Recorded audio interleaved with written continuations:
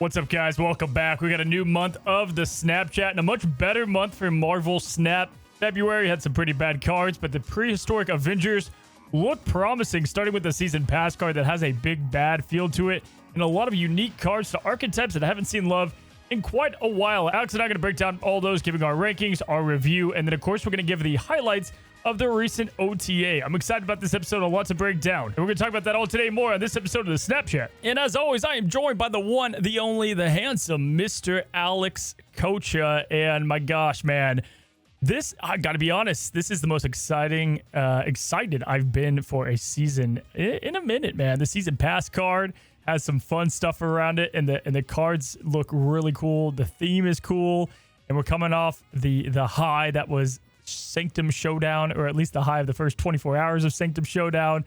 Had a spicy OTA. It was a fun week, man. It was a crazy week, and I got to tell you, having you call me handsome is so validating. Not only do I greatly value your opinion, but if someone who is incredibly handsome calls someone else handsome, it's got to be worth something, you know? And I got to tell you, I was actually talking to my wife, and I was like, you know what? I got to get a haircut today before the Snapchat, because I think this is about the time that Cozy gets a haircut. And I was like, I got to have a haircut if he does. You'll never let it go. You know, I'm just trying to bring my A game, man. I almost wore a jacket today, and then I was like, dude, either you or one of the comments is gonna call me in sync again. I was like, I'm gonna put that one away. I'm just gonna put a hoodie on today, call it a day. It's like one of the few days it's rainy in San Diego. Got especially cozy vibes going on right now. But yeah, man. Hey, listen, what did you think of Showdown? What a fun 24 hours, man, right? I actually really enjoyed it. I did a lot. And I will say that I think the rewards felt it more accessible than expected, partially because I think the Twitch drops were very generous. Without that, I think it would have been a little grindy in that way. I will say, though, I felt like I had a pretty good accumulation of scrolls. I played for like literally 16 hours the first 2 days because of Twitch drops and everything. And I only spent 40 gold on one set of scrolls because people wanted me to keep going. I did. Other than that, like when I went on for my second stream, like I had scrolls waiting for me, and then I unlocked scrolls as you kind of level up and whatever. It wasn't as restrictive as I perhaps expected. The starting amount was much more generous than we thought. I think like we didn't know the number when we recorded it last time. They didn't like release the video yet. Actually, I was making the video, so of course they didn't release the video yet. But also, hey, this is the first time we're doing the dang Snapchat, and we have the video released on the season ahead. I know, man. It makes such a difference. Oh my gosh, we actually know what they're gonna do. And there's a couple that like I got to. I'm like, oh, there's one I know. I know who I'm talking about, and I was like, oh, that would have changed, dramatically on what we thought about that card, which we'll get to. But yeah, man, it was a good time. I thought it was enjoyable. I think me and you called it. The first 24 hours or so was definitely the most fun. The honeymoon period, not knowing what's going on. Again, I got to play early, so right off the bat, I did move cards and stuff, and I knew that was going to be strong. Scream right off the bat. I'm like, this is going to be way too good. But how cool is that? How fun is it to have a new game mode where people are complaining about Guardians of the Galaxy? Never would have thought that's the best part, man. Like, I think it's really nice that, you get this game mode, and then cards that we're seeing almost no play whatsoever. Like, literally Drax, okay? Drax and Groot are suddenly being played unironically with high effectiveness, and that's great. And yes, it's only 2 weeks. It feels like an unbalanced patch in some ways, where, like, Guardians are getting their 2 weeks, where we get to play with them, check them out, and they're worth it. And it was funny because I was trying to do some cooks and stuff using the Guardians, and everyone started using the Guardians. And then what happened was I was like, okay, hold on. I'm going to counter the meta here. I'm not going to play the Guardians, and I'm going to anticipate that they're playing the Guardians. So I started playing like Thena, Havoc, and cards that can increase power into those locations without me playing into them. I was playing Mr. Fantastic unironically, and I was winning games, man. You add 7 power with Mr. Fantastic and Havoc, right? Without even playing in a location. Yeah, Miss Marvel, Mr. Fantastic felt fun and good. Those were really good against bots, especially. they didn't know how to do it. But yeah, man, it was interesting. You know what it is about these limited time game modes is that high voltage. I'm excited for. We're going to get that this month. First Ghost Rider's going to be the reward card for that. Hell yeah, man. I think what it is, and I know there's a couple out there. There are people that enjoy Deadpool's Diner. That's the one that feels off in rotation. I think they are revisiting it or something like that. They mentioned. But like, a high voltage in this game mode are great. So like these going on cycle, I'm like, yeah, like I can totally. We get a couple more in there, man, and then you add in the draft mode, and then you got a lot of variants. You got a lot of stuff happening. Yeah, general ladder. You got the limited time game mode to get the new card, and then you got potentially what would be a draft mode that's going to stay. or whatever, right? I think that is exciting, in itself. And I think it makes a lot of sense that they release it on the tail end of the season. Because if you think about it, you got a new season, you get 2 cards, the season pass card, exactly what we're going to be talking about today. The reason why we're all excited today, right? But you also have the reset of the ranks. And so people get some time to get, they get a couple weeks to go through the ranks, to get towards infinite. They get to infinite, and they're like, well, now what I'm going to do? I mean, me, I'm not going to grind to, I don't care about grinding infinite ranks. Like, I just don't care, right? Yeah. So when I get a new game mode, hell yeah, I'm going to kind of engage with that.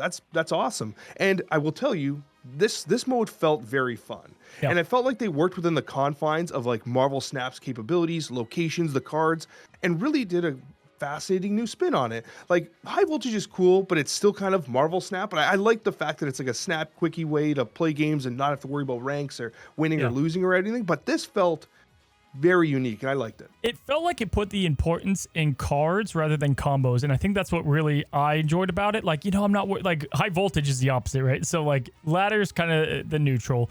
High voltage is like, what crazy stuff can you get done the fastest? And then this felt like, there's combo based, but it's like, think about how many like individual cards. Heck, they had to ban like a ton more because there were so many that were just universally really strong and performed well. And I think that was refreshing. And then, the rewards were, I think, just right. I think those felt good. I didn't love the RNG aspect. I think we could, we already talked about that last week with the portal pulls or whatever, but they still felt really good in general and was good to go. But yeah, man, I'm excited. Listen, we've got what I said in the preview, feels like an old big bad card is what this season pass card feels like. You know what I mean? Like the dawn of high evolutionary, that kind of stuff is what this season pass card feels like. So let's just get into it. But before we talk about that, what are we talking about on your side of the Snapchat? Cozy, on my side of the Snapchat, we're going to be discussing February's cards in review, and that's actually going to include the Sanctum cards. We're doing a massive review, giving our impressions of everything you unlocked in the Sanctum and everything you might have gotten through the caches throughout the past season. And then finally, as always, our Snapchat mailbag. Dude, I always get excited for the new season just because I feel like the first couple weeks especially is just like there's so much to talk about, so much to break down, even if we revisit these pretty soon after. And again, always fun looking back in review on your side, like what did we say? What did we say start of the season? And I think, hey, listen, February, we were pretty down on the cards, so I feel like we got those right, but we'll have to see how we do on this one, because this could be a trap season in the sense of we get excited about a lot of cards, maybe they don't all end up right. But there is one card, Agamotto, the season pass card, that I think is going to be pretty revolutionary for the game. 5 cost, 10 power. Freaking arrow just went down to a 5/9. What the hell? 5 cost, 10 power. Game start. Shuffle 4 Ancient Arcana into your deck. And we're going to get to the spells and what they do. But the new banish cards that you can draw, and they can be played to do different things. And we'll go through those. I'll get them all on screen right now so you guys can see them, and then we'll go through them one at a time. But Alex, let's start with just general. What do you think about Agamotto? Star ratings. You know what? There's a number of cards I really like this season, and I really was wrestling as to which card I wanted to give the coveted 5 to, right? And I feel like I have to give it to Agamotto because I feel like this might be a new archetype defining card that has, I think, a pretty wide application of where it could go, but I can see it creating something new, and I don't see it falling flat. Like, and if it does, there's so many avenues to tweaking, buffing it, and everything like that. But I don't even see it hitting that because these Arcanum are crazy. Their Arcana's fantastic. So it's like, I don't know, man. I think this card is great. I'm leaning in 5 stars for the season pass card this month. I mean, it's a 5/10 at base. You got that going for it. You had to add some cards to your deck, but then we've seen cards like, I'm not saying we've seen cards like that, like Thanos, which is, I guess, an example, but more so like there are cards that can just fit with other good cards. Like this is going to be a good card that goes into good card decks and or companies' other archetypes that we know, or brand new ones, as you just said. So let's go through some of these spells. I agree, though. Funny enough, I wrestled between this and one other one. There's a lot that were close to like top card of the month. I think it's got to be Agamotto. I think they nailed the card they're going to give away. I think this guy's going to be one that you're going to really feel like you missed. And we don't typically say that. I don't feel like I've said that in a while, and I do feel like he gives those vibes off. For sure. So going through all of the spells one by one, he's a 5/10. We'll talk about his synergies and stuff in just a moment, and then we can talk about the package as a whole. Let's go and start with the first spell, and we'll pull up Winds of Watum, which is a 2 cost 0 power card. On reveal, afflict an enemy card here with -5 power, move it to the right, and then banish this. So the banished cards go away. They can't be brought back under any circumstance at the moment. And Windsor Watum, well, let's go and give kind of initial spell excitement. What do you think are going to be like the best spells, and what do you think synergizes with this? I think right away, dude, you playing a move player, man. You could just, dude, if this thing goes on like a Human Torch, you in there play immediately. But yeah, this is definitely a pretty solid one. One thing I want to preface this conversation with is I did notice in the season reveal trailer that these didn't actually have power levels. I think they removed the power levels from them, and I think they did that so Ravonna can't synergize with them. But we don't have confirmation of that as of recording. It's just something I want to kind of throw out there that we need to check into, because if they don't have powers, Ravonna can't interact with them. Yeah, I don't think they have power. And so that's something worth noting. Yeah, it's just an unanswered question we have as of recording. They did add, though, I do want to say they did in the OTA, they added character as this like new keyword. So like Gwynpool, for instance, can't hit these cards. It would only hit Agamotto. So like that is something that they added in. And so I don't think these have power, but even if they did, I feel like Ravonna would be changed to characters that have whatever, that's your way to address this moving forward. And kind of confirmation that we know that spells and or equipment, whatever, is going to be coming to the game, a lot more. Yeah, absolutely. And specifically with this one here, I was leaning towards like Galactus. And I know this sounds crazy, but think about this. Think of what you can do. You can push a card to -5 power to the right. You can do the Sentry Annihilus play, right? Who Annihilus just got buffed. And you can G-man them. And yeah, they're probably going to retreat. I understand that. But you know what? Like, you might be able to clog them so hard with so much garbage that G-man might just absolutely just throttle them. And so, like, I look at that, but obviously it's just a good card anyways. Like, but if you're looking for a very specific synergy, it's entirely possible G-Man might be the call. I like that. I actually didn't go that direction. I was thinking more, obviously, just Affliction move deck. So Scream already getting another card that's going to like, but also, and especially that deck, I think that deck will welcome Agamotto the way it works a little bit. You're going to get Scream less, so it's going to be a bit awkward, but he's a powerful card that could maybe kind of help that deck. We'll see. But also just the Affliction style too. So Diamondback, whatever. But more so just I feel like obviously that's going to have some synergy there.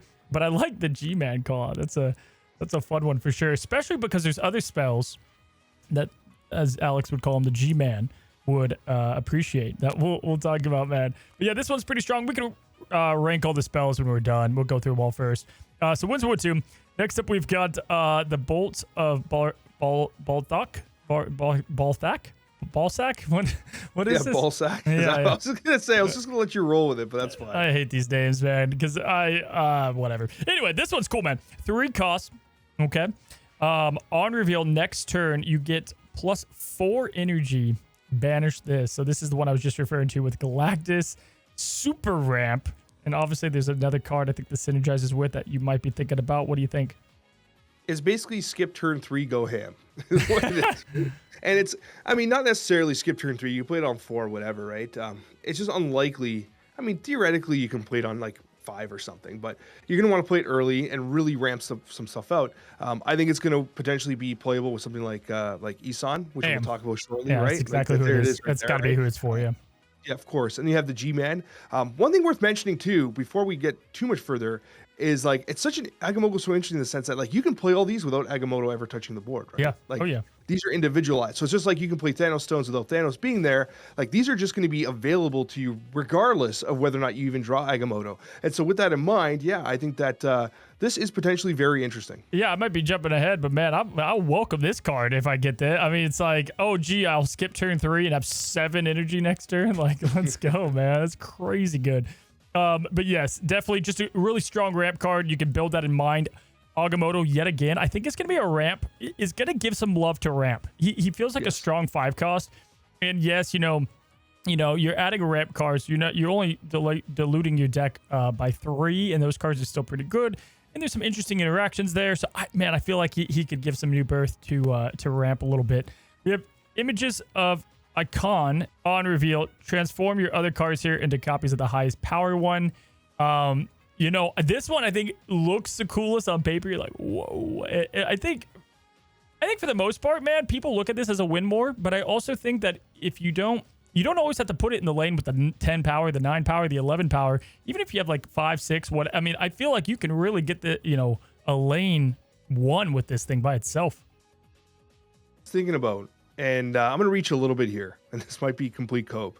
But of all of them, this one seems like perhaps maybe the weakest. That's not even the weakest. It's still good, right? But what I was thinking was like, let's say you're coping and you play someone like King Eitri, right? You play King Eitri, you draw something, and you draw an Arcana or Arcanum. I'm not sure the pluralization of them, but I think it's Arcanum's an individual. You pull it, right? And then what you do is you then have King Eitri there, and then you can play Images of Akan on top of the King Eitri location, and you're going to ramp something out. So you King Eitri, you ramp something out, and then you basically get rid of Eitri because you already got advantage. You already kind of used your thing, and let's say you played a Magneto, you ramped out, King Eitri turns into Magneto. So you get the thing from him, and then you switch him over. And that was a very convoluted explanation of what made a lot more sense in my head. And I apologize. No. It's definitely fair. I think, you know what it is? I think it's like, it'll be a nice situation card every now and then. Like, oh man, they won the lane I really needed to win. And then you could play this to win that lane back or whatever. Maybe Living Tribunal, maybe, kind of thing. But you're right. I would rather have the cards that I put in my deck than this one most of the time. Most of the time. I would agree here. And it's funny because it sounds really good, but sometimes you don't need to win more, or whatever it might be. I do want to state, by the way, that the counter card, I guess I'm jumping ahead, but the counter card, man, I think Cassandra Nova is going to wreck this guy. Obviously, actually, dude, if these don't have power, does she take them from it? That's odd. Oh, man, I never considered that. You're right. If they don't have power, can't Cassandra Nova even... I thought Cassandra Nova was going to be the obvious synergy or counter because plug and play too, so you're just going to have it in your own decks as well. But, oh, dang, I don't even know anymore. And there's so many confusing things. Like they changed something on first Ghost Rider that made them worse, so I don't know. We'll see. Anyway, that one was a 4 cost, so that's why it's rough. This one is a 1 cost, though. On reveal, give Agamotto plus 3 power, so he's a 13 power card. Put him into your hand. Now, I don't know if you saw the trailer, dude. He doesn't have the draw animation. He just kind of like comes out of nowhere. So I don't know. I would imagine if Agamotto's not on the, if he's discarded or something, he can't come back from this. That would make the most sense. But the way the animation looked funny to me. It was a little interesting. But I'm going to assume he just gets pulled from your deck. This is a 1 cost. So my gosh, what a great thing to get early. This is one that you're like, heck yeah, man, because you're going to thin your deck. You're going to get Agamotto better. This is just a great card, I think, all around. It's 1 cost, so it's like whatever, kind of works out fine. I like this one. This is a good one. It's great because if you're right. If you get it early, you're theoretically thinning your deck by 2 because you have this out nice and early. You play this, Agamotto comes out, and that means that now your deck effectively has 2 less of the cards that you added into it. Yep. That means you also drew 1 less because you drew this one. Never mind, I take it back. You are thinning by just 1. My math was a little off there. But yeah, now he's a 5/13 that you've now guaranteed into your hand. Yep. That's actually crazy. Think about how hard you got to work for, I was going to say how hard you got to work at a 4 drop to get to 12, but that's what Ares does pretty consistently. Never mind. Maybe there's lots of power out there. But I'm still impressed regardless at the 5/13. Yeah, keep in mind, these are all on reveals, right? So a lot of these can be abused multiple times. That being a 1 cost is kind of cracked. You can do a lot with that. The Banish. Yeah. The Banish prevents the scamming too much, I think. You just, so Wong is really the thing you could do with it. Yes. In fact, or I guess the Toria's guy. Yeah, exactly. I mean, so listen, let's start with the spells, best to worst. I'm thinking number 1. What is number 1 to you? Is it going to be it's going to be what I already forget the name of that dang one that I was thinking of here. Number 1. Ballsack? No, Ballsack I have at number 2. I have no, Ballsack's 1. 2 is Winds of Watum. No, yeah, probably Winds of Watum, then Temporal, and then I would say Images. I would agree with that. Yeah, I would agree with that order. I put Images of Akan at the bottom, and for me, Bolts and Temporal Manipulation are kind of, I don't know, man. I don't know. The top 3 feel like they could switch through testing. I think that Images of Akan will always be at the bottom. But I think the temporal manipulation idea of drawing him is super cool. You're going to want that first, actually. The more I think about it, just being able to thin the deck immediately, too, if you don't have him in there. It's kind of funny, actually. So if you don't have Agamotto in your starting hand, Temporal is really good. Because at that point, you're thinning. You get the points. You already have the cards. That's the best card, period, I think. If you do have him, it's probably Bolts. It's probably Bolts or Winds, man. It depends when the game's being played, but Bolts is so crazy going into, there's so many good times to play Bolts, right? Because if you play... I think Bolts would be it because you definitely want ramp. I think this is a ramp card, as you said, and Bro, Yeah, imagine you want that 10 ramp, yeah. power on turn 6. Like, that's crazy. That's Yeah. so good. You could play bolts and winds on turn 6, something like that, right? And then you could go in and play Agamotto plus a 5. Like, it's, I don't know. That seems really good to me. But anyway, yeah. So let's talk about synergy with this guy. You know, first of all, I just said Cassandra is going to be against him. We talked about it last week, a couple weeks ago. Quinjet is. I don't think it's going to get the play. I don't. I don't know. You know what I mean? It seems. Yeah. It seems like you won't want to put that in the deck because there's just other things you want to take advantage of. Maybe it ends up going in there. Funny enough, dude. We mentioned Eson. We'll get to him, but because of Eson, Arishem, I think is just gonna like make sense with all the extra energy in this deck, right? Yeah. Would you agree? Yeah, I would. Like Arishem helps you get to, you know, the like what's it called? Not only just the images of Okan, but I believe the bolts of Balsac. They're for there's 3 energy. now. There's 3 energy. Yeah. So regardless, you'd have enough energy on turn 3, right? Because you'd have the extra from Arishem. But like as a whole, I think that Arishem and Eson are going to work together. Arishem's a very natural ramp, and I think Agamotto is going to work well in ramp as well. Like it's very clear that like there is a lot of potential synergy there. And if I know anything with Quinjet players, they always have it on turn 1 when they're against me, and so always. Why not? Can I show you a card, and I want you. It's podcast, so it's gonna be visual first, but I want you to react to what you think this might happen. Okay, not Wasp. I need you to. I was gonna say Wasp. Yeah, definitely not Wasp. I need you to process this and say if it's gonna work or not, because you're not gonna know is the short and simple answer to this, but here it is. I believe Glenn has said, and Cozy's flashing the Dan Hip Lockjaw with a matte red border, inked baby with those purple flares. Hot.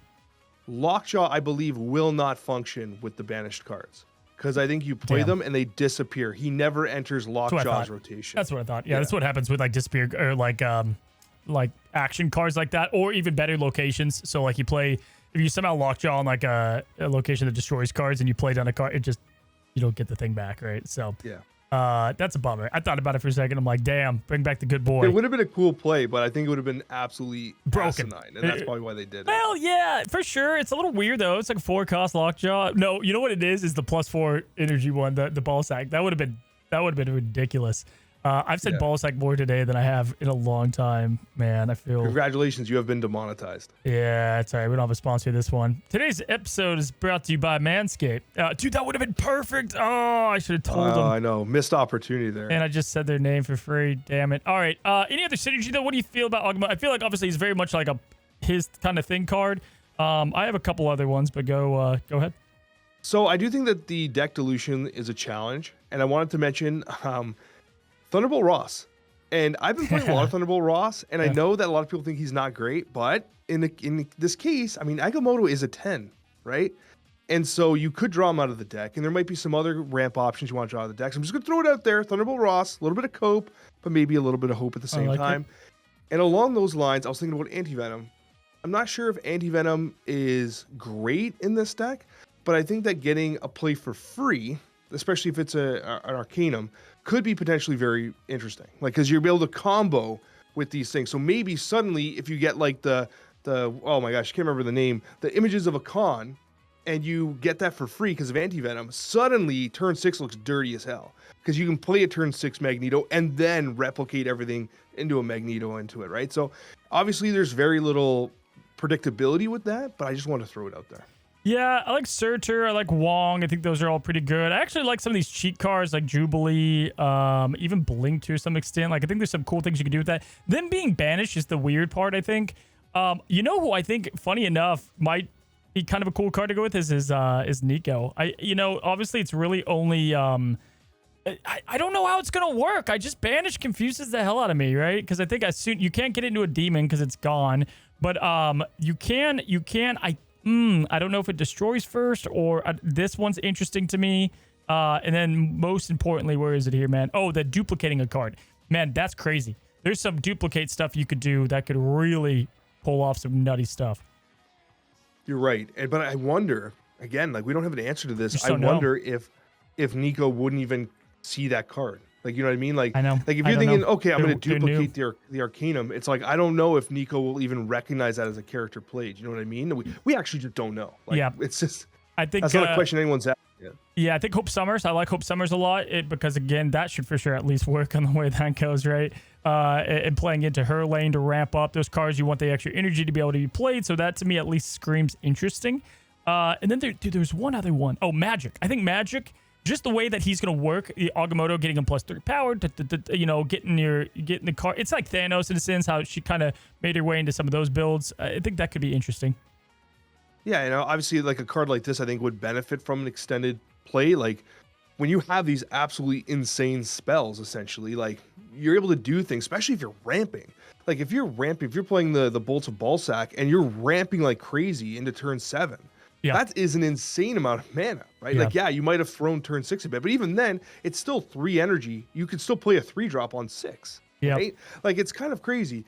So I do see a lot of potential there for sure. I think Magic's a good call. Yeah, so this will be maybe Moon Girl, maybe we'll see.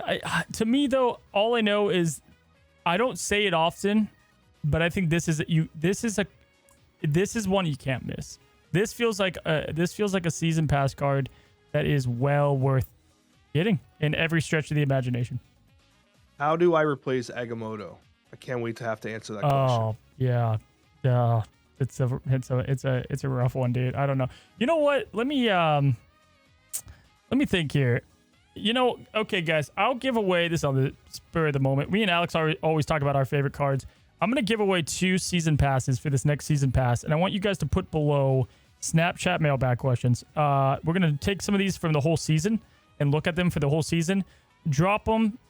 Why do you say ball sack so much this episode? I don't care. Just drop some good, interesting stuff in there. We're going to go through those, and I'll give away a couple season passes. I'll probably do it at random or my favorites. I don't know. I'll decide on the spur of the moment. I'll contact you by probably Wednesday or this time next week, and we'll give away a couple Agamottos. No problem. Just a way to say thank you to you guys, and that'll be fun to get this card to more people, man, and who knows what kind of questions, man. We're going to get in there. Anything else on Agamotto before we move on? No, and I think that like as we move on, which I'm sure is if Eson's next, and I think Eson's going to actually have an issue with this too, is that like I think that Agamotto might have an issue from a counterplay perspective with the likes of Darkhawk and Ronin. I think that like when I was thinking about like counter decks and stuff like that, I think that Darkhawk and Ronin might very specifically dumpster these 2 cards. And there's a tech piece obviously in Gorgon as well. We'll discuss that later. But if you're someone that is going to be free to play and you want to like counterplay this first season or this first week, definitely start cooking Ronin Darkhawk because they're going to absolutely hate not only the deck dilution, but also potentially in Eson's case, pulling cards that are just garbage. We move on to Eson. Eson has been bumped up to a 6/10. Hello, Soter, yet again. After each turn, put a card from your hand that didn't start in your deck here. Eson. I will let you start. So first of all, I think the text has changed since this graphic was made here. Times are flying, Cozy. I believe it's now end of turn. Add a card that did not start. Oh no, let me get the exact thing. There is a text change though. If I can hunt it down quick. I feel like I pulled these from the video. Let me know. Yeah. I'm looking it up right now. Trying to keep it, guys. We're still talking. It wouldn't be Marvel. It wouldn't be Marvel Snap if they didn't change something on the fly. Okay. So Eson now reads: end of turn. Put a created card here. So they did modify the text slightly. Okay. Yeah, it's the same thing though. Yeah, essentially. It's effectively the same thing, I think it's the same but thing. didn't start here versus created card. I think it will not work with like Thanos, I believe, because Thanos adds the card. It didn't create the card. What? No, actually, I'm not sure. Because Agamotto I'm not creates sure what the the cards, actual didn't text it? difference is. Yeah, because I feel like they changed a couple cards like that, right? Because there was what's it called? Gorgon got something changed like that. It was like the same I think kind of... Gorgon was changed specifically to mention the created card as well. Okay. Well, we're for the most part, it could be Thanos. I guess we'll leave him up for debate. What do you think about this? I have my opinions. What do you want to give? Man, I'm so nervous about this one. Of all the cards this season, this is the one I have least confidence in. I'm leaning towards 3, but I think I might be wrong. Like, I think I might be low. Okay. I almost want to say 4, but I think I'm feeling in my heart 3. I think you're right with 3. Can I tell you? I think that this is an incredible fun card. I think this is a really fun card. Like, I love the idea of playing Marvel Snap with this card. I don't think it's gonna be good though. Really? Because we talk about it, and we talk about like Red Wing, right? How Red Wing needs like multiple cards for it to work, and like that's what makes me nervous about him, right? So like. Yeah. You have like listen to all this stuff you have going on, and like I'm getting this. This is fun. Like this is the card I would like recommend to get because I think it's a good time. But it's like, well, first of all, Airsham clearly, guys, the Airsham thing might be why this is like a 4-star Airsham card or whatever. Okay, I'm not really talking. I'm talking about him as a by himself, I guess. You need to ramp him out. Okay, so you need a ramp card to get him going, right? So whatever that might be. Do you put 1? Do you put 2? Do you put 1 in Agamotto? Probably, right? Okay. You need that to get him out, whenever that might be, right? So what are the best ones to do that? Wave, Luna Snow, Electro, Wiccan, yeah, but I mean, that's a pretty late play at that point, right? You're getting pretty late there to get the value from him. So you got to get that. Then you have to have created cards, okay? And so obviously Agamotto solves 2 in 1. Like that's clearly why they're together in the week, and that's why we like them together. I think that's why that might work. And also most of the spells, hey man, you're just happy to like... Those spells, I don't care where they go. It's like they're good to go. I worry about the deck design around this guy because I worry about the just trying to get him out and getting the value. White Queen was obviously made for this guy now, and like you can like get a high powered card. Agent Coulson's a little weird because you don't know what you're getting. So then you have the RNG element of what cards are coming down. And so Airsham, I think he's going to be a 3-star or above. Everything else, I don't think so. I think he's a fun card. Yeah, so with Airsham, naturally, he'll be able to get it out early with that extra energy, which at least, even if he gets 2 procs of it, because it's an end of turn proc, right? So even if you play it on turn 6, it's still going to pull 1 card, provided you have a creative card, or created, I should say. And I think you touch on a perfect point. We talked about Red Wing being like requiring the activation. If Red Wing could move on its own, it'd be way better. Eson requires 2 types of intervention from the player, the ramp and the created card. And you only have 6 turns, or you can go to 7 if you play Magic, but at the end of the day, it's like you can only do so much in 6 turns. Can you really set up everything that Eson needs to be successful? And you're right to say that Agamotto, by default, will do that to some degree. But then you kind of relinquish a little bit of control as to A, what's being pulled, B, when it's being pulled, right? You get to pick the location where Eson is, but you might have 2 Agamotto cards in your hand. I think I like them, though. You're right. It's like, it's just tough to know about location variants and how much created cards come in your hand. I think 3 stars is a fair evaluation. And and what did you say at first? 3, possibly 4. 4 with like, wow, the turn 6 swing on a location. Wow, it's getting value almost no matter what. Like, it's a good point there. I feel like though he might be one of the weakest of the month because it is a strong month, right? To me, you know what I like with this card is like, what's his face? Iron Lad. Do something like Iron Lad. This is a great Iron Lad card. My God. Like there's a couple synergy cards here that I don't mind. He worries me with how much gimmicks you got to have work potentially. I don't want to be ridiculous, but I also think that it was a 6-9, which was nice, but I do think they moved it to 6-10, partially because I think it needs to be Shang-Chiable. This might be the first circumstance where the power increase is a legitimate nerf, because if you Shang-Chi it, it's not just a reduction in the power, it's a reduction in its capability to proc its effect. And if your whole deck is about using Eson to pull cards, if it explodes, it doesn't do that. If it's a 6-9, it gets to pull cards regardless of you hitting it with a Shadow King or whatever. It doesn't matter what happens to it. It's going to do the thing still, right? So I think that it needed some form of hard removal. I think that's a good point, by the way. I think Devil Dinosaur, Nick Fury kind of decks is kind of cool. I think Valentina could be awesome with this thing. Moon Girl, yeah, because maybe. Then you have like Devil Dinosaur doing one lane, this guy's pulling the other lane, like that kind of works out. I don't know. I feel like my gut tells me it'll be a lot of fun to play, but it doesn't. To me, it doesn't.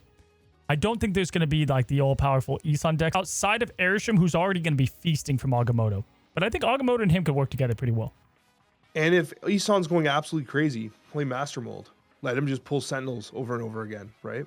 Put it this way, Hulkling. Hulkling isn't who he reminds me of all the way, but like a little bit, like where we're like, whoa, look at this. Okay, so big power, and he could do these things, and then it's like, well, why wouldn't you just do other things? That's kind of the feel I get from him. Your intro to Hulkling video is still my favorite of all time. complete. I almost want you to miss. I almost want you to give this a 5 stars and miss, so you can make another one. Just of those. so I can do that. Yeah, do the. I would definitely make a card review video. So Eson, Eson. We'll do our final rankings after. I think Alex and I both kind of middle of the pack, right? Do you have any other things with him? I think Airsham was the main one, though, obviously. I guess my major concern is how much effort it takes to actually get the value from him. And while there's going to be pocket circumstances where he absolutely outperforms, I think some of the best cards in Snap are the ones that just consistently do their thing effectively. And I don't think Eson could be even considered in that sphere, considering he's a 6 cost that pretty much needs to be down early to really get true value. However, if Agamotto's cracked, right, absolutely cracked, yeah, then Eson enabling that further might be good enough. That's the thing. It could just be the Agamotto card, and that's where it's like, okay, he's definitely just going to be in all the decks he's in, and Agamotto's going to be in all the decks and incoming. I think Agamotto, I don't know if he's going to last as a 5/10. I honestly don't. Do we want to mention the Spotlight cache before we move on? Yeah, go ahead. Yeah. So it's Beta Ray Bill and Wiccan. And so Beta Ray Bill sucks. What's it called?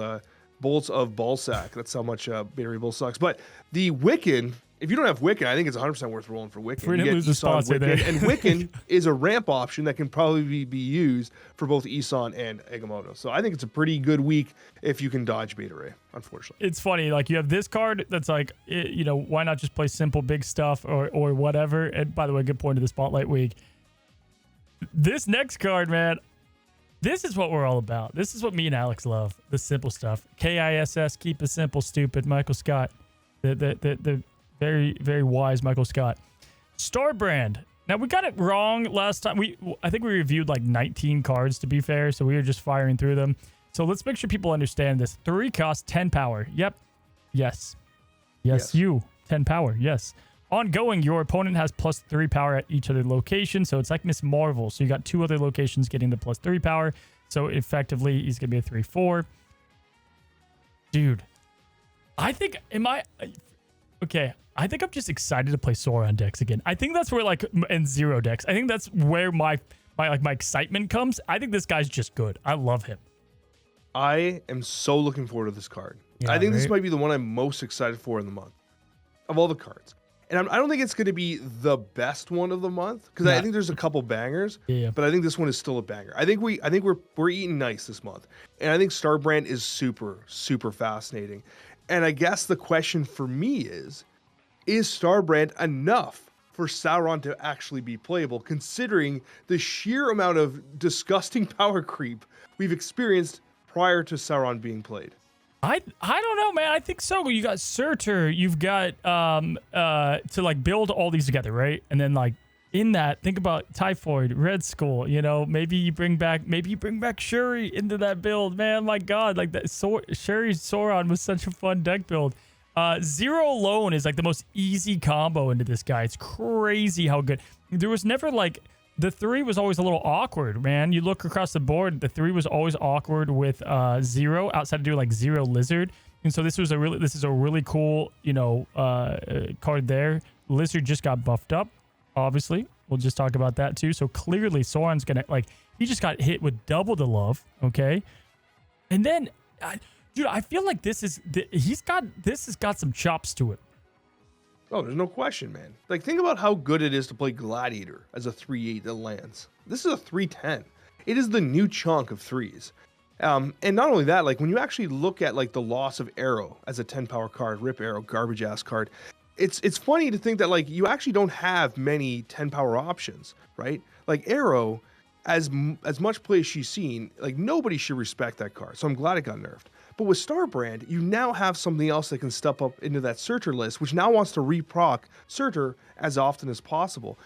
And I do want to mention one more card that is not a trash tier card like Arrow, a true waifu, Enchantress. You can definitely play Enchantress on curve to nullify the effect. Yeah, I think Enchantress. I've just been waiting more. I've been waiting more for Enchantress. I want more 3s like this. I'll be honest, because I like the fact that Enchantress needs to be a bit more of that Killmonger effect, where you have the offense and the defense of it. Being able to plan out your plays ahead of time and put this on the Luke Cage lane or whatever, right? You just get that bang for buck. And I think, Sauron being a 3 is where the contention comes. It's okay, what are you going to try to make with this? What are you going to try to do with this at that point? It seems good, though. It seems like this is going to be able to elevate that deck. I think even potentially Hella. I mean, Hella just got a bump up with Scar, going up to 7. You got this guy at 310 now. Will Hella want this at a 310? I don't know, but at least it's an individual cost at that point, so that's kind of interesting as well. You're already going big lane power, so let him have +3 at both locations, you know? I don't know, man, but I think Starbrand is, to me, we didn't give him our star ratings, but I'm good at 4. Yeah, I think he'll be a 4. Yeah, I have 4 written down as well. And I think that the thing that holds us back, and by the way, Coz, I have to say, you not taking the bait on the arrow chirps is just, this is unprecedented. I held my tongue. It's already been a dark OTA. Yeah, I'm already, what a random stray, man. I can't believe it. So ridiculous. But the thing about Starbrand is, as good as it is, it has a very low floor. Like, if you don't get the 0 combo, if you don't draw Enchantress, and you're just providing +3 power, that kind of feels bad. It does feel bad because it's +3 pure power. So it's like they could use it any way they want. Yes. I don't know if I'd call it like a 3-4 though, like if you don't get the proc, because they're like, I'll be honest, dude, like sometimes they got a location like that guy's winning that anyway. You know what I mean? So it's just like you're getting 10 on the location that you need to win. You can afford the +3 on the other. You know what? Obviously, like statistical, yes.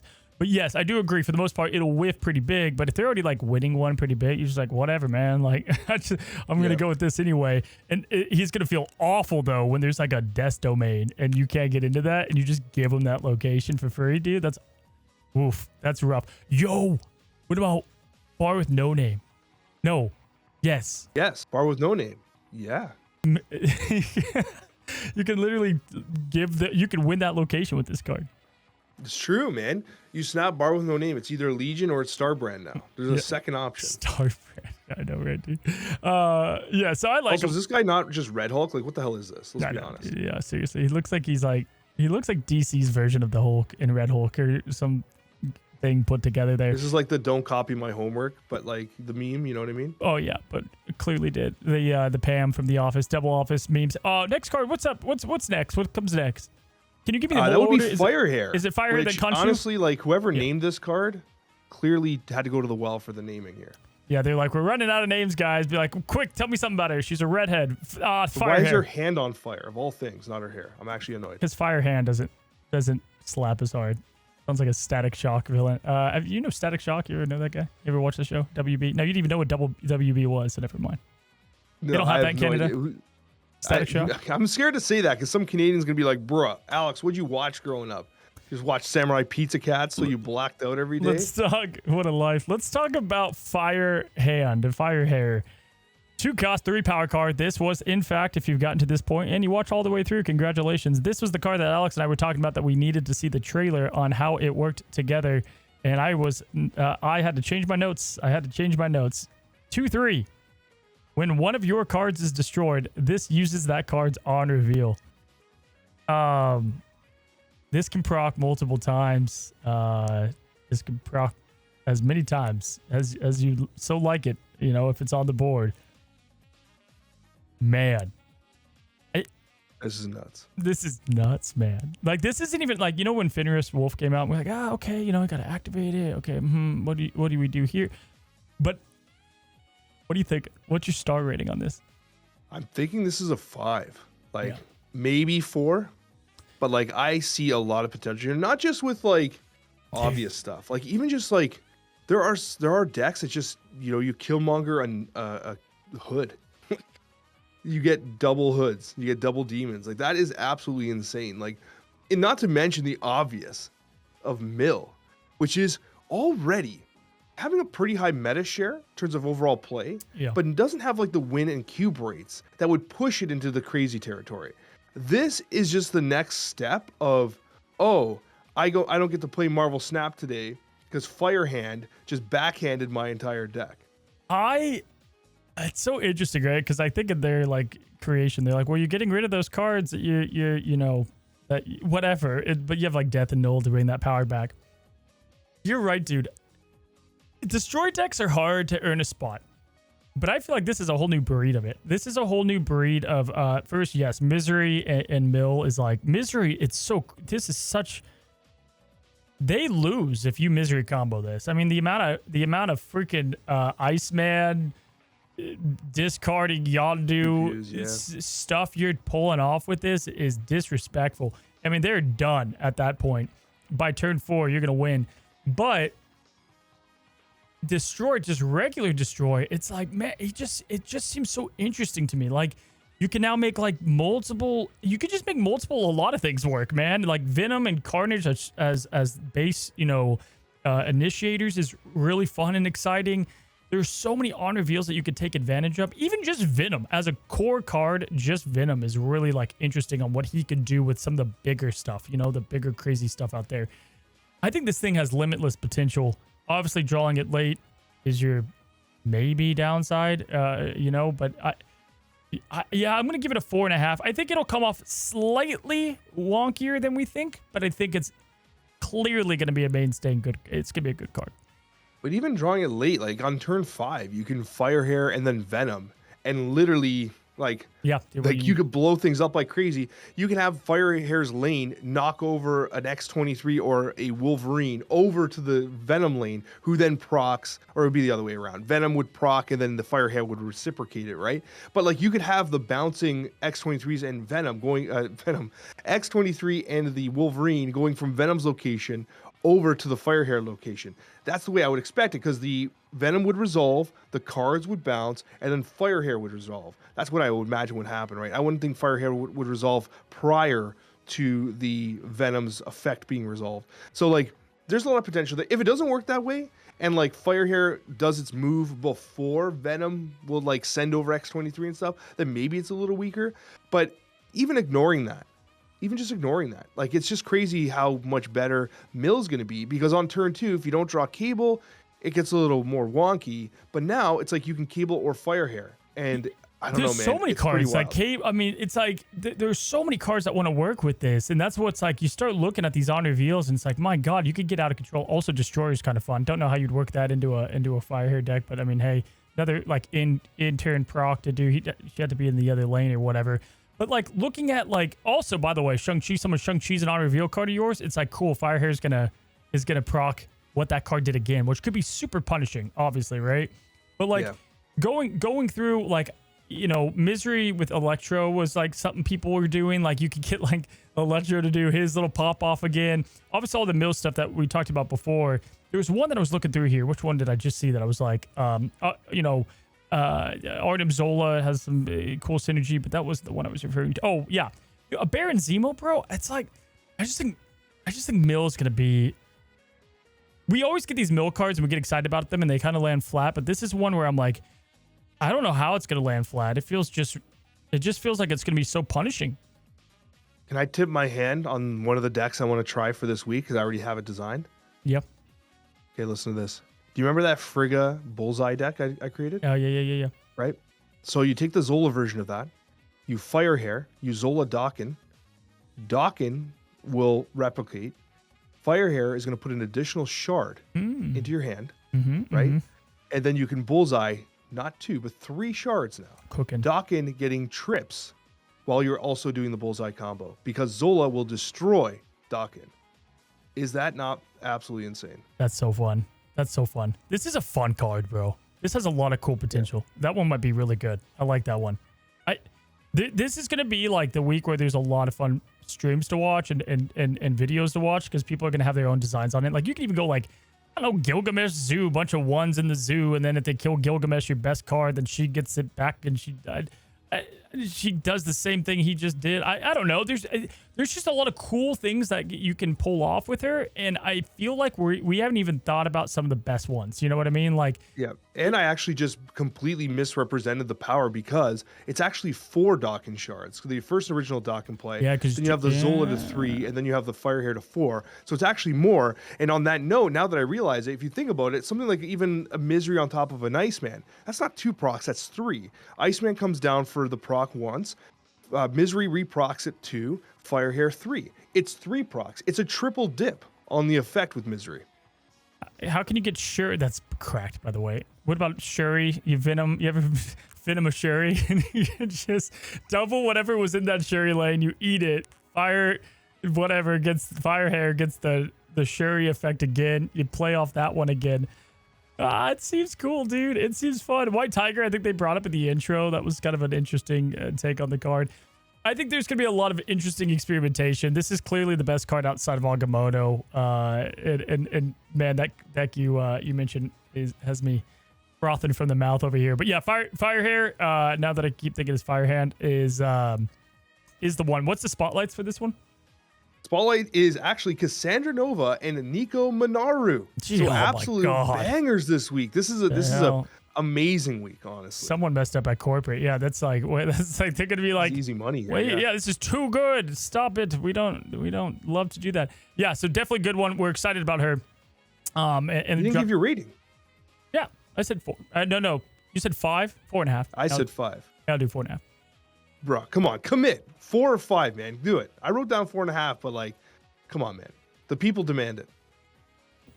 Put yourself on the line, Coz. Is it a 4 or a 5? No, I'm thinking about the play lines. I'm thinking about how I'm thinking if it's like if it's gonna make mill, yeah, I think it's a 5. I don't know how it's not a 5. It seems, yeah, it seems too good. It seems too good. I'll have him. I have her under Agamotto. Not to spoil it in advance. I do have her under Agamotto though. I still think this is hilarious. It'll be great when at the end of the season, when this is the 1-star card that everyone hates that actually saw no play. It's like, it won't happen. This card's too good. She gets OTA'd immediately. Amazing. Khonshu, I mentioned him being one of my favorite characters after watching Moon Knight, which Alex still hasn't watched. And I went through the pain of having every single moon phase of him to show you guys. Now, we have a lot of Khonshus to talk about, but base Khonshu's a 6/5. When discarded, returns in its next phase. On reveal, resurrect a card you discarded to another location with its power set to 5. Now, the good news is if you get rid of Khonshu, that power set to 5 goes up to 7, and he goes up to a 6/7. Notice the logo change, beauty. And at the maximum form, goes to 6/12 with the power revived to 12 in the full moon of Khonshu. This, I think we talked about him. I think that this is so exciting of a card as well because of a new way to play discard or I just think he's super unique to the archetype. Yeah, he's definitely unique. Star rating wise, this is another one where I find myself, much like Eson, very conservative. I'm leaning 3. Oh. And I feel like I could be wrong because I can 100% see this card really popping off. And we have some synergies we'll talk about as well, but there's some huge pop-off plays. However, I do see a risk of it underperforming as well. I just, my gut tells me that there's a lot of potential here, but there's a chance that it low rolls a bit. He's tougher to play than you think. I think he's tougher to play than you think, but I think if you don't try to do anything fancy, like I see a lot of stuff on the Iron Man and whatnot, and that's cool. Like we could talk about synergy with the cards that get the best out of that 12.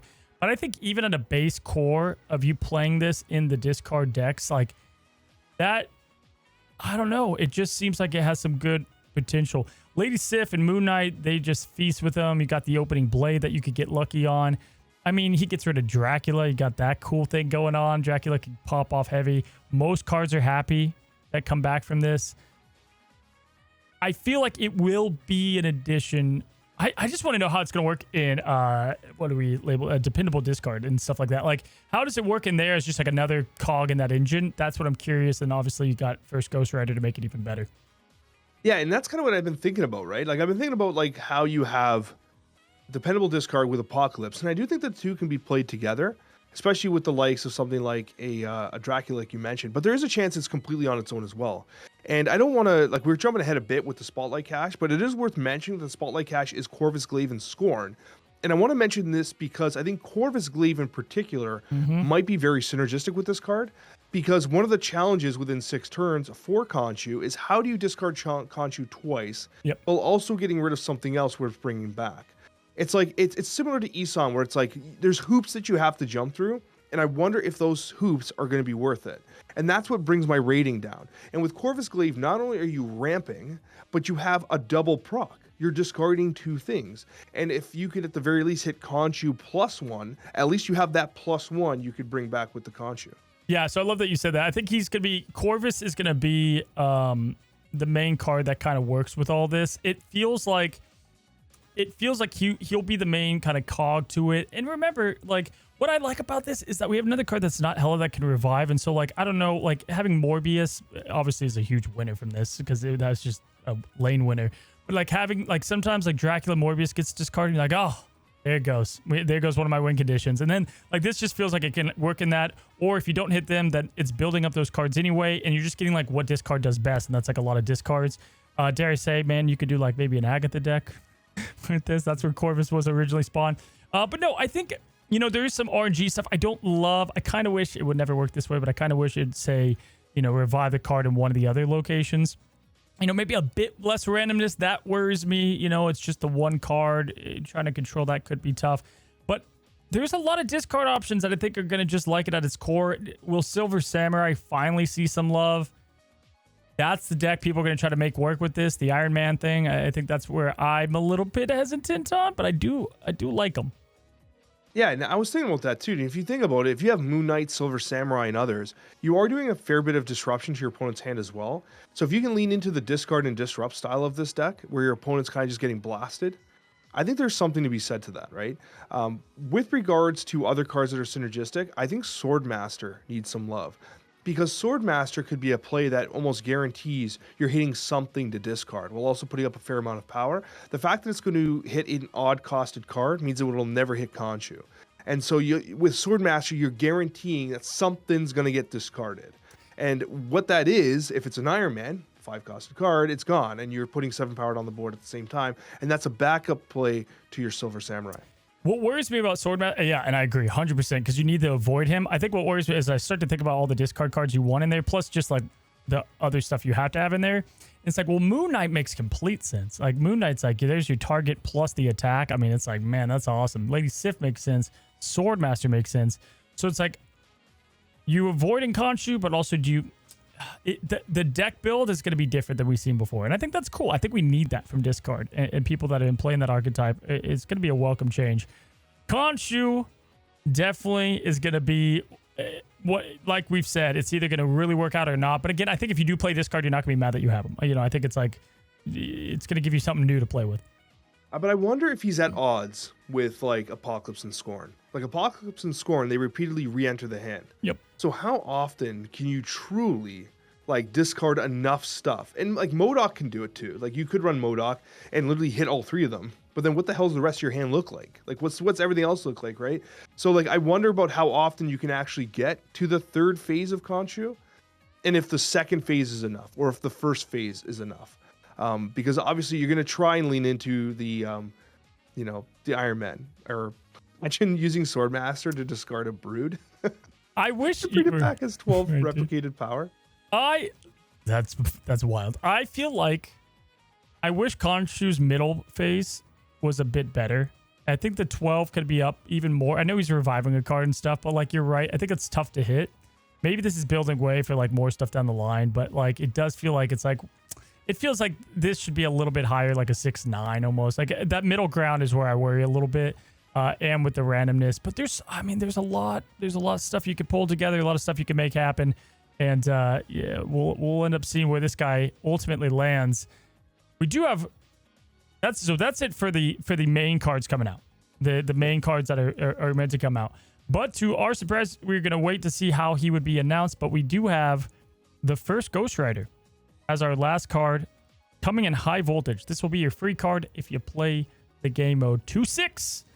On reveal, discard the lowest power card from your hand. Remove that card's power from this. Right? So this is clearly the missing cog into the Khonshu, Iron Man, Silver Samurai deck.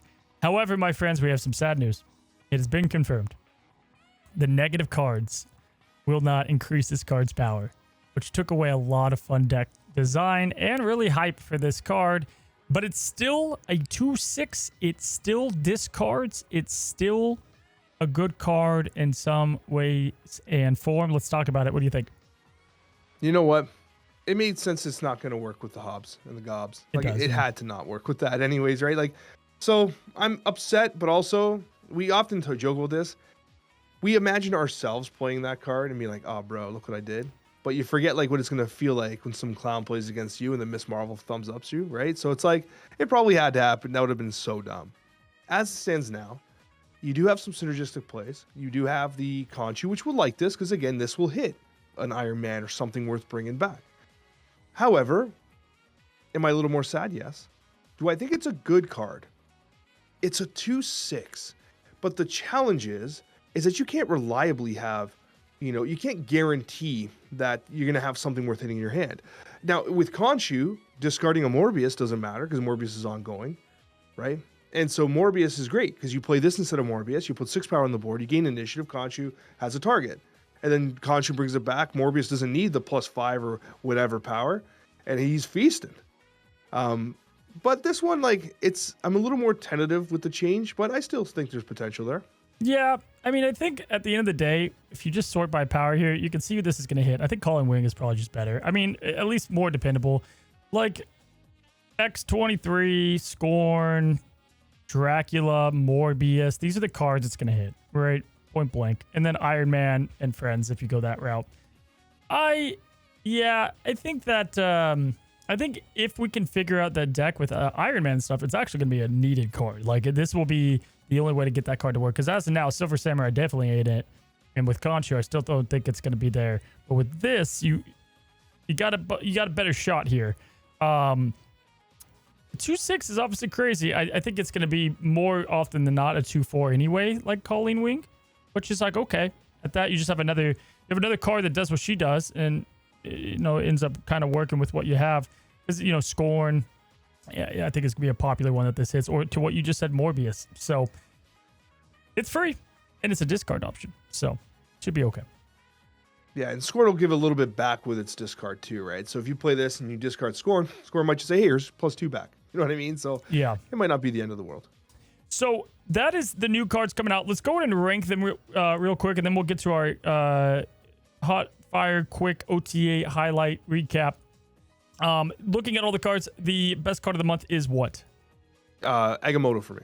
Yeah, I think it's Agamotto with obviously number 2 for both of us. Firehand. Yep, Firehair. What's number 3? Number 3 for me is Starbrand. Number 3 is Starbrand for you. Yeah, I think Starbrand's got to be next. We're actually not going to be too different from this one from each other, right? Number 4. This is hard because I think Ghost Rider's last. And it's a question of, is it Khonshu next or is it Eson next? And I'm not sure. My heart of heart tells me that Agamotto's good enough that Eson's above Khonshu. Yeah, so that's what I was going to say. I think Eson with Erisham and Agamotto is going to get played more. I think Khonshu, though, is really good too, but I think the deck that gets played more is Eson, so I would agree with that. And then, yeah, obviously the free card. Wow, we just agree 100% here? Look at that. That might be the first. That might be the first time in a while too. We've had a lot of months where we did not. So I'm proud of us. Actually, I'm not even mad. I'm proud of us. You know what else I'm proud of? It happened. White Queen. We can't say it anymore. They changed her. They changed White Queen. And might I say, you gooned me on the thumbnail this week. I put the old reliable. I put old reliable White Queen, sexy White Queen on there. I'm like, that'll do. And I see yours. I'm like, Mamma Mia, Alex. Mamma Mia, indeed. What do you think of the 3/4 White Queen? I was actually so tilted when they buffed this card because these cards suck thumbnail. What the hell am I going to put on it? There goes another one. We went to the well on White Queen for like 2 years on the these cards suck element. Like, you know what I mean? Like, that segment was a White Queen segment. I remember there was one where you begged me to not talk about White Queen, and I still couldn't do it. We had to talk about White Queen. So yeah, it's actually crazy, and I think this obviously works really well with Eson. We did mention that before. It's timely, this change. Is it a Surfer card? No, but it's going to be my Surfer decks anyways for reasons I don't want to get into. Yeah, I think it's interesting. I think it's definitely... it's not like the change I wanted to see from her. You know, like, I guess, like, it's very much like they did this for Eson a bit more than anything else. Like, I was kind of hoping something else would have happened with her. I'm not mad about it. Not mad, though. Not mad that it's happened and she's getting more play from it. I think I'm more excited about Lizard, though, man. I think Lizard coming back, obviously we already know that the Sauron decks are, doing his thing. But hey, man, 2/6, all right, okay, man. 2/2 at worst, 2/6 on the upside. 49% win rate or something like that. I think it was like 33, man, at Infinite Play. Is he better? Oh, he's definitely better. And with Starbrand coming out, obviously that deck gets 2 pieces of love here. And I gotta say, is that the Max Grek variant? Yeah, favorite one. Solid. It's one of his best ones. Like it's so good. It's awesome. What a split you've got there too. But yeah, honestly, like I think Lizard's back. I think it's legit. It was actually really good in Sanctum because the fact that you just want early dubs, you want early power, and it does exactly that very effectively. For sure, man. Yeah. So Lizard, big on there. Big Surtur nerf. Arrow took a stray. Scar went up to 7. Bro, Surtur now. Does he take the crown? I think, dude, they have. I just don't understand. And I feel like Agamotto could get here. I'm telling you, bro. I'm worried about Agamotto. I'm worried about him getting the Thanos treatment because they don't know how to do the spell. Agamotto's going to be, mark my words, nerfed in some capacity. I feel like at some point in time, he's going to get nerfed. You look at Surtur, right? And it's just like, on release, they were just like, yes, this feels good. And now we've seen so many changes at this point, dude. It's like, it's wild, man. I can't believe he got another one. It's like, is it done? Is the madness done? And it's hard because it's like, how much can you change one card until like its identity completely shifts? I think they're trying to conserve its identity though. They're clearly trying to conserve it. But I think what they're worried about is the fact that the Surtur deck was so easy to play across all MMR That's the problem. brackets. That's the problem. It's so you easy. just play chunks. Just play chunks. And it's fine that there's a deck like that. It kind of sucks that Surtur caught a stray. I wonder if it had to just be, I don't know. I'm no game dev, but I don't know how they fix Surtur. I don't know if they've done it. The 3-cost thing always just felt odd, but then you can't not do it at that's the problem. You know, like it always just felt odd where it was at. I don't know, man. Like we made it through Shuri. Four cost, man. There's so much power creep at 4 cost. Yeah. No one was playing Surtur until Ares came out. Yeah. And I bet you it would have still been good anyways. And this is the thing. That's a point, right? Like, you probably could have been playing Surtur this entire time and crushing before Ares. And Ares came out and just gave people a reason to play Surtur again. You know what I mean? Yeah. No, I know. But I would say altogether it was a good OTA. It was a good OTA. It was a definite dub. Yeah. I was happy about the OTA across the board. Got a couple high evo, got some love, right? Got some love across the board. And, we'll have to see how it all comes together. By the way, Agamotto with high evo, Abomination style, maybe. Probably not. I don't know. Just thinking of some other high evo potential. Lots of energy with the bolts of Ballsack. Yeah, Ballsack just ramping up that deck. And you know what else Ballsack ramps up is +4 energy to Alex's side of the Snapchat. We're going to be talking about February's cards in review, Sanctum cards in review. Is Uncle Ben good? Did you get trolled? Snapchat mailbag. Drop yours below for the season pass. And until the next one, guys, happy snapping.